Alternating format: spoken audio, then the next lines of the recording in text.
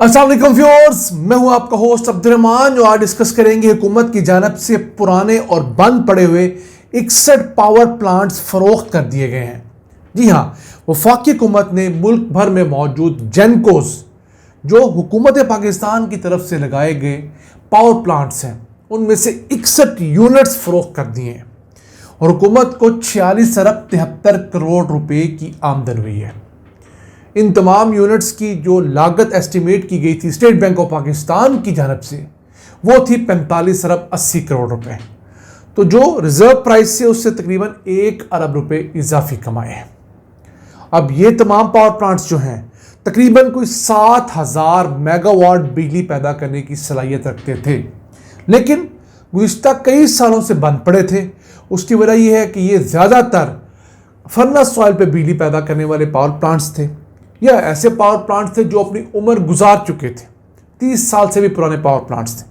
अब ये बंद पड़े थे। पूरे साल के अंदर ये एक यूनिट भी बिजली पैदा नहीं करते थे क्योंकि इनसे बिजली का पैदावारी यूनिट बहुत महंगा होता था।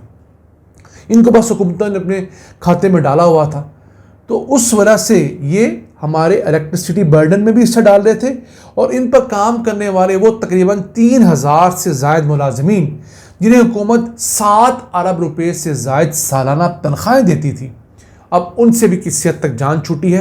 किस तरह? इन पावर प्लांट्स के ऊपर जो मुलाजमीन थे 3,000 के करीब, उनको अब बिजली की तकसीम कार कंपनियों में भेज दिया गया है। यानी जो पावर प्लांट फैसलाबाद रीजन के अंदर था उसे फैसलाबाद इलेक्ट्रिक सप्लाई कॉर्पोरेशन भेज दिया गया है। इसी तरह जो मुल्तान, मुजफ्फरगढ़ और इस इलाके में था उसे मैपको के अंदर भेज दिया गया है। जो जिस इलाके में था उसके मुलाजिम को उस बिजली की तकसीम कार कंपनी में भेज दिया गया, क्योंकि ये लोग पावर सेक्टर के एक्सपर्ट हैं, खा किसी फील्ड के भी हों। तो ये जब बिजली की तकसीम कार कंपनी में जाएंगे तो वहाँ काम करेंगे। यहाँ फारिग बैठे हुए थे और बिजली की तकसीम कार कंपनियाँ जो हैं उनमें गुज़िश्ता कई सालों से हुकूमत ने भर्तियाँ बंद की हुई हैं। उसकी वजह यह है कि हुकूमत ये बिजली की तकसीम कार कंपनियाँ भी प्राइवेटाइज करना चाहती है।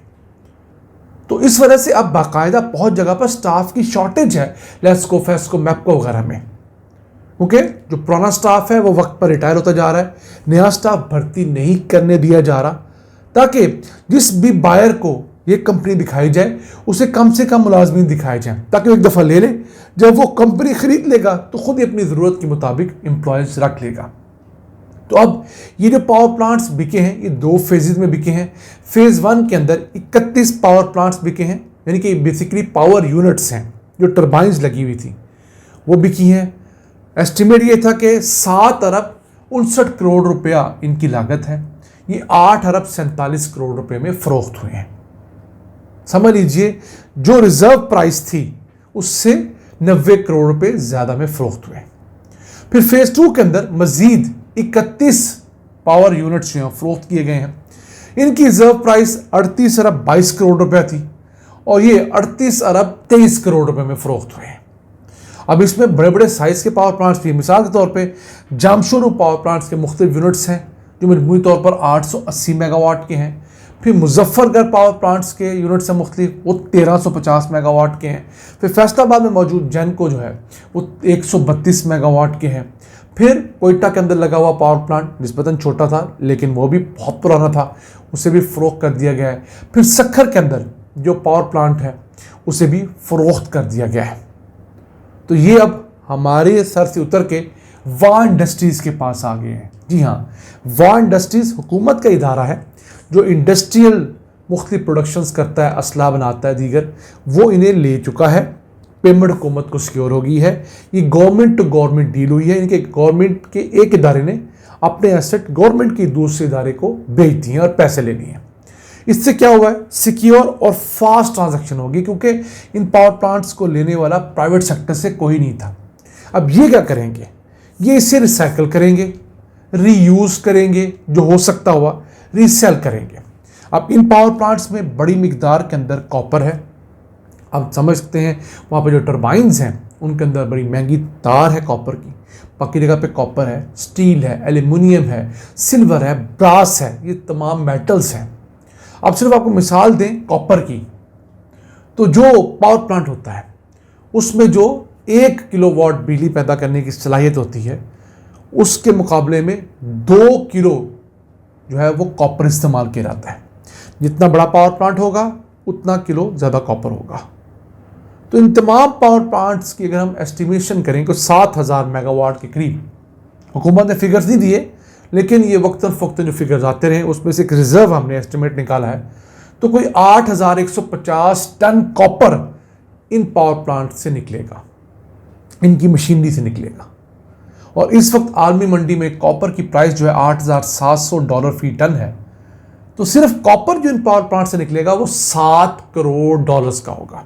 283 रुपये का अगर हम डॉलर इस टाइम अज्यूम करें तो इसकी प्राइस 20 अरब रुपए बनती है। यानी ये पावर प्लांट्स जितने के लिए गए हैं उसमें से आधे पैसे तो सिर्फ इनमें से निकलने वाला कॉपर पूरे कर देगा। अभी जो एल्युमिनियम निकलेगा, जो मुख्तलिफ किस्म के स्टील्स निकलेंगे, ब्रास निकलेगा, उसका जिक्र हम नहीं कर रहे हैं। तो ये एक अच्छी डील हुकूमत ने ले ली है। अब एक तरफ ये पुराने पावर प्लांट से जान छुटी, इनकी वजह से जो कैपेसिटी पेमेंट्स पड़ रही थी वो ख़त्म हुई। 7 अरब रुपए की तकरीबन जो तनख्वाहें देनी पड़ रही थी अब वो बिजली की तकसीम कार कंपनियाँ अदा करेंगी। वो नीम सरकारी इदारे हैं, वो जाने उनका काम जाने।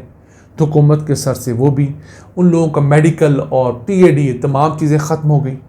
फिर वो जो जगह हैं वो खाली हो गई जहाँ पर ये पावर प्लांट लगे थे, 61 पावर प्लांट्स, अब वो ज़्यादातर जगह शहरों के अंदर आ चुकी हैं। आज से 30 साल पहले, 40 साल पहले एक पावर प्लांट लगा था शहर के बाहर, तो अब वो शहर जो वसी होते होते इर्द गिर्द की आबादियों में मुंतकिल हुआ है, तो वो पावर प्लांट दरमियान में घिर चुका है। अब वो ज़मीन बहुत कीमती हो गई है। अब हुकूमत के पास एक ऑप्शन ये भी है कि इन कीमती ज़मीनों को हुकूमत या तो अवामी फलाह बहबूद के मंसूबों में कन्वर्ट कर दे। किस तरह? वहाँ पर अच्छी क्वालिटी के पार्क्स बना दे, ग्राउंड्स बना दे, या हॉस्पिटल बनाना किसी इलाके में ज़रूरी है, बच्चियों का कॉलेज बनाना हो, स्कूल बनाना हो, कोई यूनिवर्सिटी बनानी हो, इन तमाम इलाकों में बनाई जा सकती है। क्योंकि आप समझ सकते हैं कि जो पुराने शहर हैं या गुंजान आबादी है जहाँ पर, वहाँ पर हुकूमत के पास ज़मीन कम बचती है, बड़े लेवल का मंसूबा नहीं बन पाता। तो ये क्योंकि पावर प्लांट्स थे, ये कई 100 कनाल रकबे के ऊपर फैले हुए थे, तो उस जगह को बेहतर यूटिलाइज किया जा सकता है। या ये भी किया जा सकता है कि इन जगहों को ओपन ऑक्शन के ज़रिए बड़े मैस स्केल के ऊपर जो है वो नीलाम किया जाए। दुनिया भर से, पाकिस्तान भर से सरमायाकार इन जगहों के अंदर इन्वेस्ट करने आए और फिर उनसे जो आमदन आपको आए उससे अवामी फलाह बहबूद के मंसूबे उसी इलाके के अंदर शुरू किए जाए। अगर फैसलाबाद का पावर प्लांट बिका है तो फैसलाबाद के उस इलाके के लिए बेहतरी गई है। अगर सक्खर का बिका है तो सक्खर में पैसा लगाया जाए। अगर कोयटा का बिका है तो कोयटा में पैसा लगाया जाए। इससे होगा क्या? इससे मुकामी लोगों के लिए आपके पास इजाफी आमदन आएगी और वो आपके साथ अच्छा फील करेंगे कि रियासत ने अगर हमें 30-40 साल तंग किया है इन पावर प्लांट से, जो मुख्तलिफ़ किस्म के ज़रात निकलते रहे और जो आलूदगी होती रही, उसका कुछ नेमल बदल ज़रूर दिया है। नाज़रीन, ये था आज का एपिसोड। हमें उम्मीद है आपको पसंद आया होगा। अपनी सजेशंस, अपनी आरा से हमें आगाह रखा करें। अपने मेज़बान अब्दुल रहमान को इजाज़त दीजिए। अल्लाह निगहबान।